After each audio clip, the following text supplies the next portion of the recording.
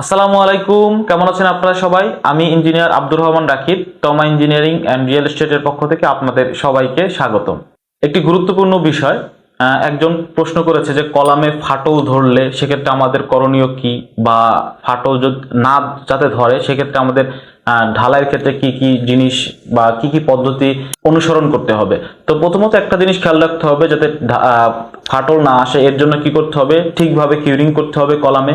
দেখা যাচ্ছে গ্রাউডিং যেটা, সেটা আমরা যদি না দিই সেক্ষেত্রে কিন্তু কি হবে, কলামে ফাটল ধরবে। আবার তারপর দেখা যাচ্ছে যে আমরা অতিরিক্ত মাত্রায় ভাইব্রেটর নজল যদি ব্যবহার করি সেক্ষেত্রেও কিন্তু কলামে ফাটল দেখা দিতে পারে। আবার দেখা যাচ্ছে শাটার খোলার ব্যাপারটা, আমরা কিন্তু তাড়াতাড়ি শাটার খুলে ফেলতে চেষ্টা করি। তো দেখা যাচ্ছে ঢালাইয়ের পর একটা নির্দিষ্ট সময় কিন্তু দিতে হবে কম্প্যাক্ট হওয়ার জন্য। তো খুব তাড়াতাড়ি যদি আমরা শাটারটা খুলে ফেলি এবং ঠিকভাবে যদি শাটার না খুলি, দেখা যাচ্ছে সেক্ষেত্রে কলামে কি হতে পারে, অবশ্যই ক্র্যাক হতে পারে।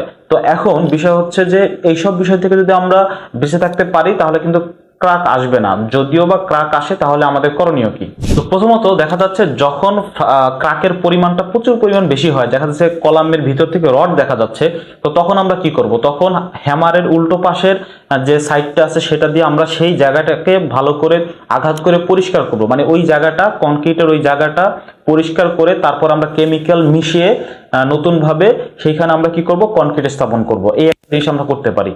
দ্বিতীয়ত, যদি ফাটলের পরিমাণ অতটা বেশি না হয় সেক্ষেত্রে আমরা কি করব, সেম ভাবেই হ্যামার দিয়ে আঘাত করে পরিষ্কার করে সেক্ষেত্রে আমরা শুধুমাত্র প্লাস্টার যদি করে দেই সেক্ষেত্রেও এনাফ, অনেক যথেষ্ট সেটা হবে। আর সর্বশেষ যে বিষয়টা বলবো, যেহেতু একটি কলাম বিল্ডিং এর সবচেয়ে গুরুত্বপূর্ণ একটা বিষয়, সেক্ষেত্রে যদি দেখা যায় যে কলামের পুরোটা অংশ ধরে ক্র্যাক দেখা দিচ্ছে, সেক্ষেত্রে কিন্তু অবশ্যই আপনাদের কি করতে হবে, নতুন করে কলামটাকে ভেঙে নতুন করে কলাম ঢালাই দিতে হবে। তো আজকে এই পর্যন্তই। ভালো থাকবেন, দেখা হবে নেক্সট ভিডিওতে। আল্লাহ হাফেজ।